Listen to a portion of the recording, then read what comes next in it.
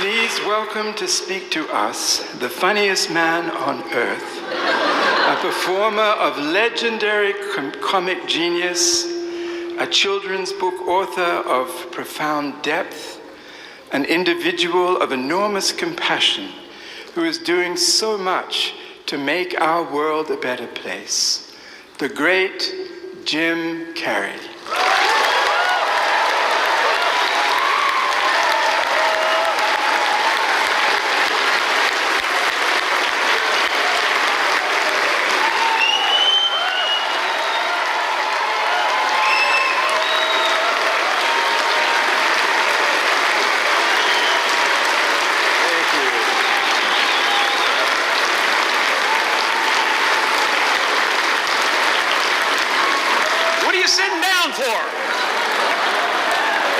I was going to milk that for a while. You guys can stretch that out in post, right? You can make that longer in the edit. Thank you, Bevan. Thank you all. Jai Guru Dev.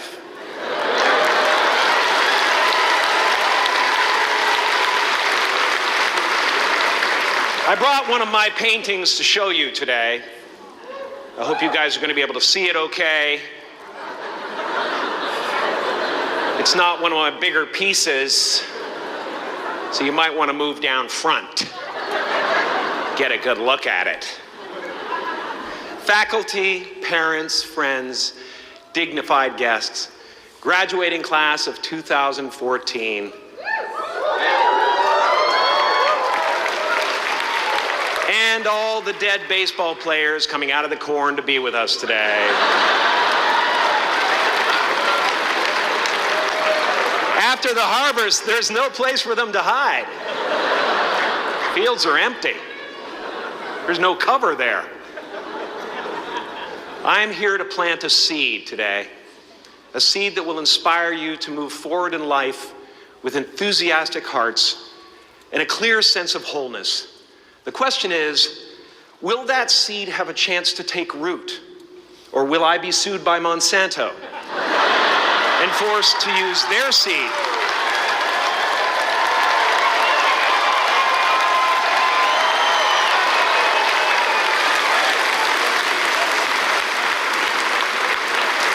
Which may not be totally Ayurvedic. Excuse me if I seem a little bit low energy today, whatever this is. I slept with my head to the north last night. Oh man! Oh man! You know how that is, right, kids? Yeah. Woke up right in the middle of Pitta, couldn't get back to sleep till Vata rolled around. Crazy.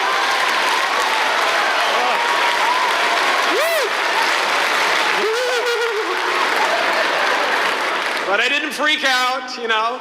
I used that time to eat a large meal. Connect with someone special on Tinder. Because life doesn't happen to you, it happens for you. How do I know this? I don't, but I'm making sound, and that's the important thing. That's what I'm here to do. Sometimes I think that's the only thing that's important, really. You know, it's just letting each other know we're here.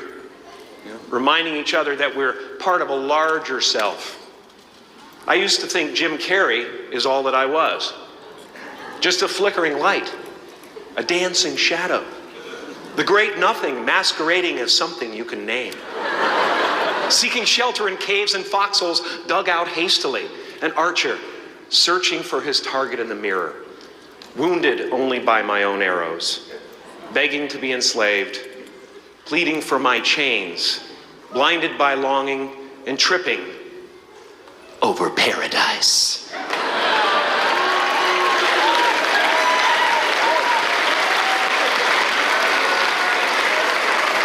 I get an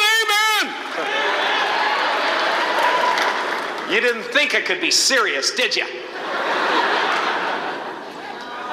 I don't think you understand who you're dealing with.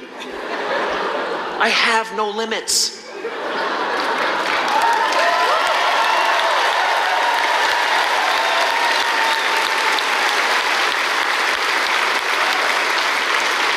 I cannot be contained because I'm the container.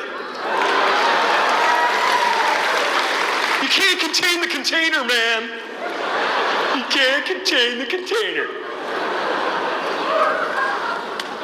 I used to believe that who I was ended at the edge of my skin. That I had been given this little vehicle called a body from which to experience creation. And though I couldn't have asked for a sportier model, it was, after all, a loaner and would have to be returned. Then I learned that everything outside the vehicle was part of me too. And now I drive a convertible.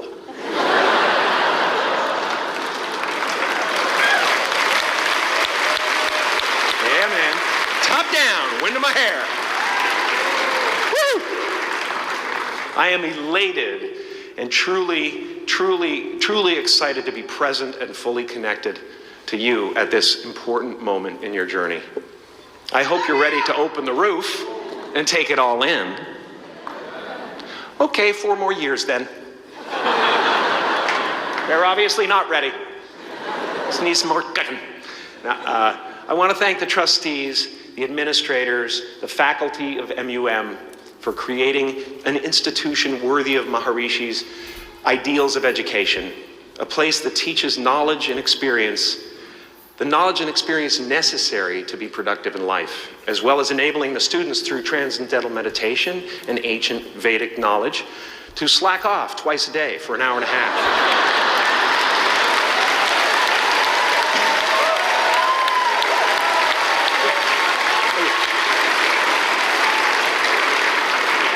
Don't think you're fooling me. But I guess it has some benefits. It does allow you to separate who you truly are and what's real from the stories that run through your head.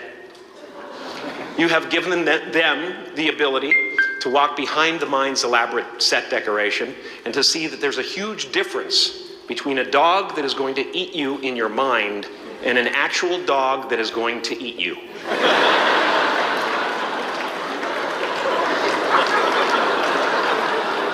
That may sound like no big deal, but many never learn that distinction. And they spend a great deal of their lives living in fight or flight response. I'd like to acknowledge all of you wonderful parents. Way to go. What a fantastic job you've done. For your tireless dedication, your love, your support, most of all, for the attention that you pay to your children. I have a saying, beware the unloved, because they will eventually hurt themselves or me. But when I look at this group here, you know, I feel really safe. I do. I'm just going to say it. My room is not locked. My room is not locked. No doubt some of you will turn out to be crooks. But white-collar stuff, you know, Wall Street, that type of thing, you know, crimes committed by people with self-esteem. Stuff parents can still be proud of in a weird way. And to the graduating class of 2017, -3, you didn't let me finish. Congratulations. Yes, give yourself a round of applause, please. Please.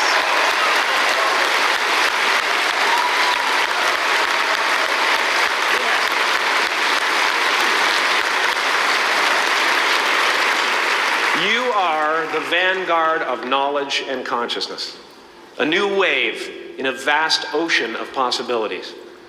On the other side of that door, there's a world starving for new ideas, new leadership. I've been out there for 30 years. She's a wildcat. Oh, she'll rub up against your leg and purr until you pick her up and start petting her, and then out of nowhere, she'll swat you in the face. It can be rough out there, but that's okay, because there's soft serve ice cream with sprinkles. I guess that's what I'm really trying to say here today. Sometimes it's okay to eat your feelings. Now, fear is going to be a player in your life, but you get to decide how much. You can spend your whole life imagining ghosts, worrying about the pathway to the future, but all there will ever be is what's happening here, and the decisions we make in this moment, which are based in either love or fear. So many of us choose our path out of fear disguised as practicality. What we really want seems impossibly out of reach and ridiculous to expect, so we never dare to ask the universe for it. I'm saying I'm the proof that you can ask the universe for it. Please.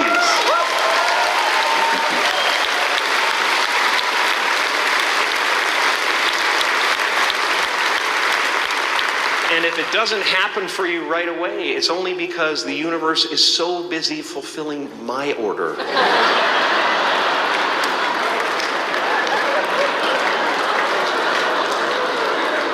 Party size! My father could have been a great comedian, but he didn't believe that that was possible for him. And so he made a conservative choice. Instead, he got a safe job as an accountant. And when I was 12 years old, he was let go from that safe job. And our family had to do whatever we could to survive. I learned many great lessons from my father, not the least of which was that you can fail at what you don't want. So you might as well take a chance on doing what you love.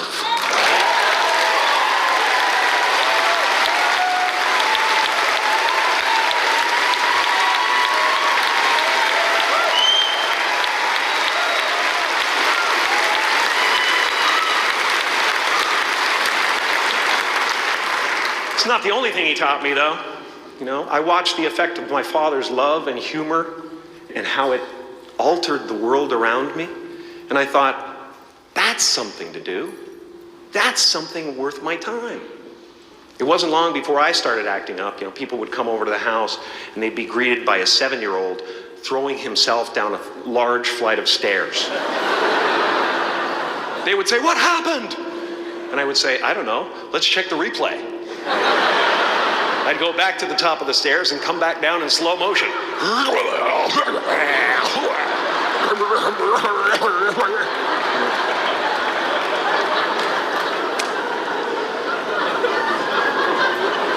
It was a very strange household.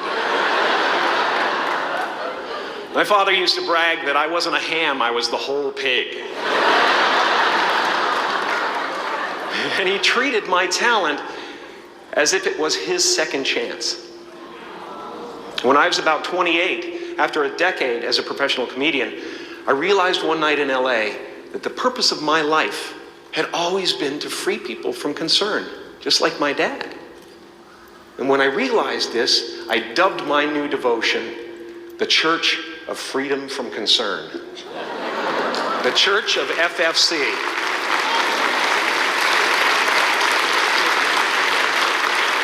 And I dedicated myself to that ministry. What's yours? How will you serve the world? What do they need that your talent can provide? That's all you have to figure out. As someone who's done what you're about to go and do, I can tell you from experience, the effect you have on others is the most valuable currency there is.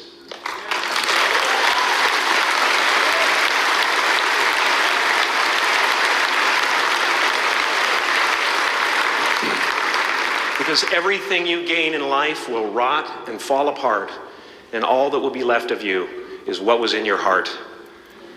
My choosing to free people from concern got me to the top of a mountain. Look where I am. Look what I get to do. Everywhere I go. I'm going to get emotional because when I tap into this, it really is extraordinary to me. I did something that made people present their best selves to me wherever I go.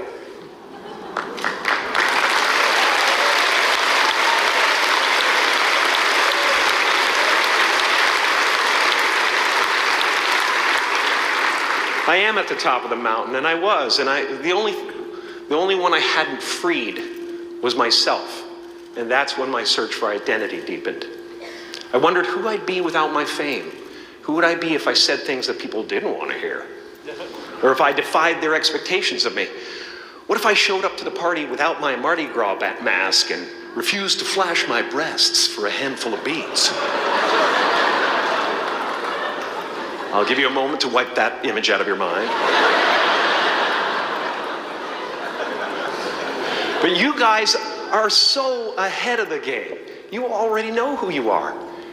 And that peace that we're after lies somewhere beyond personality, beyond the perception of others, beyond invention and disguise, even beyond effort itself. You can join the game, fight the wars, play with form all you want, but to find real peace, you have to let the armor go. Your need for acceptance can make you invisible in this world. Don't let anything stand in the way of the light that shines through this form. Risk being seen in all of your glory.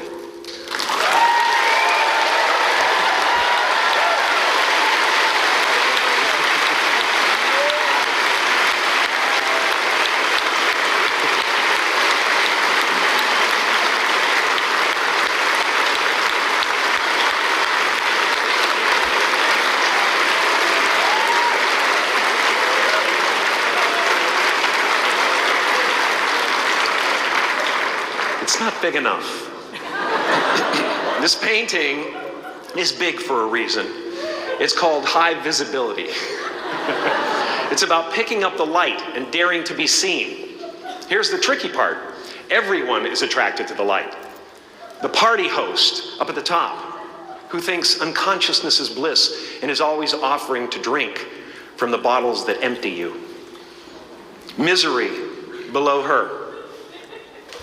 Despises the light, can't stand when you're doing well, wishes you nothing but the worst. The Queen of Diamonds, under him, needs a king to build her house of cards. And the hollow one down bottom there will cling to your leg and say, please don't leave me behind, for I have abandoned myself. Even those who are closest to you and most in love with you, the people you love most in the world, will find clarity confronting at times. This painting took me thousands of hours to complete. And when I was finished, thank you, thousands of hours, yes. I'll never get them back. I'll never get them back. I worked on this for so long. I was weeks and weeks like a madman alone on the scaffolding. And when I was finished, one of my friends said, this would be a cool blacklight painting. So I started over.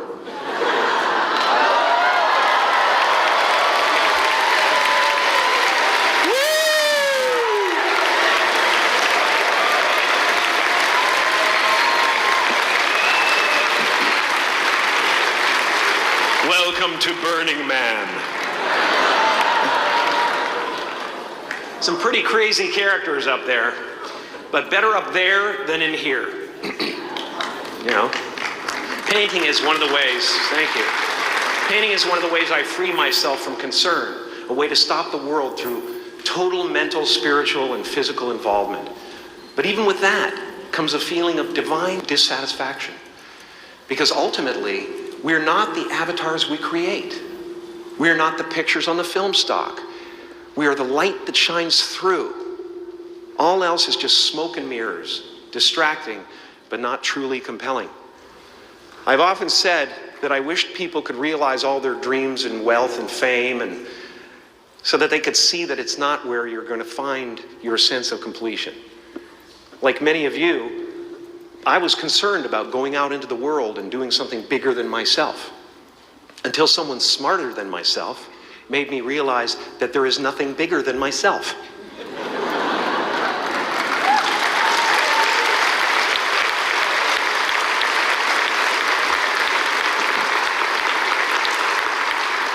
My soul is not contained within the limits of my body. My body is contained within the limitlessness of my soul.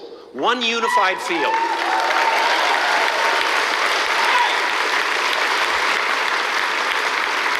One unified field of nothing, dancing for no particular reason, except maybe to comfort and entertain itself.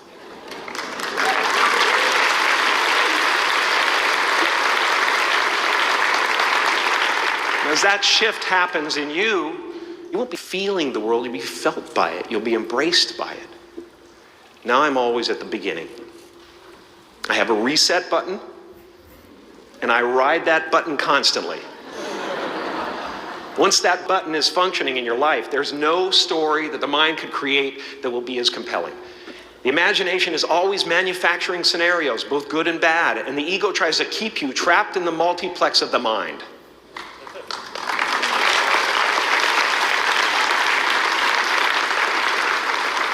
Our eyes are not viewers, they're also projectors that are running a second story over the picture that we see in front of us all the time. Fear is writing that script, and the working title is, I'll Never Be Enough.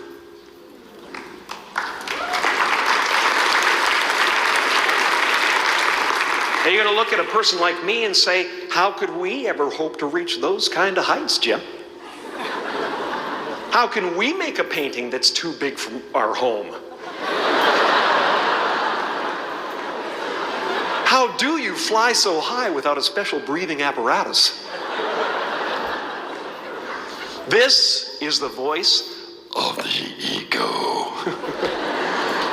And if you listen to it, there will always be someone who's doing better than you. No matter what you gain, ego will not let you rest. It will tell you that you cannot stop until you've left an indelible mark on the earth, until you've achieved immortality. How tricky is this ego that it would tempt us with the promise of something we already possess?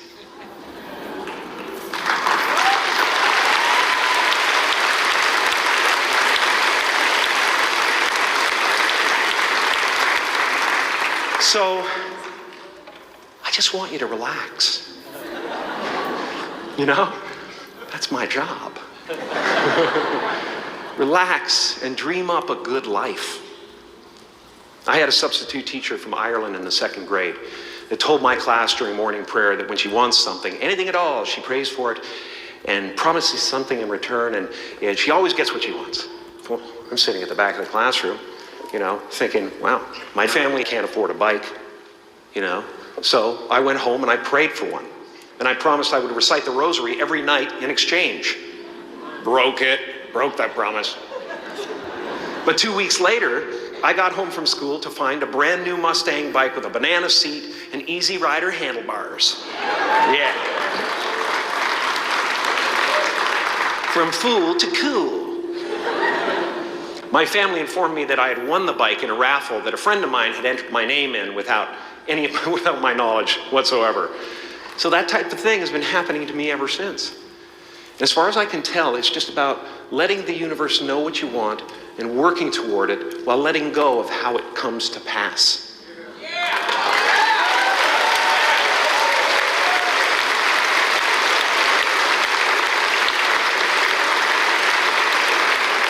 Your job is not to figure out how it's going to happen for you, but to open the door in your head. And when the door opens in real life, just walk through it.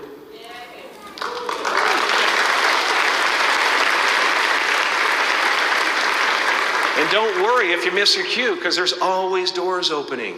They keep opening. And when I say life doesn't happen to you, it happens for you, I really don't know if that's true. I'm just making a conscious choice to perceive challenges as something beneficial so that I can deal with them in the most productive way. You'll come up with your own style. That's part of the fun. Oh, and why not take a chance on faith as well?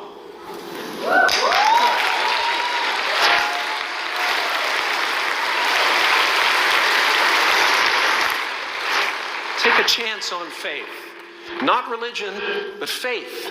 Not hope, but faith. I don't believe in hope. Hope is a beggar.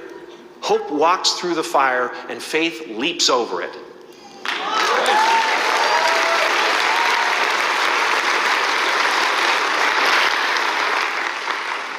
You are ready and able to do beautiful things in this world.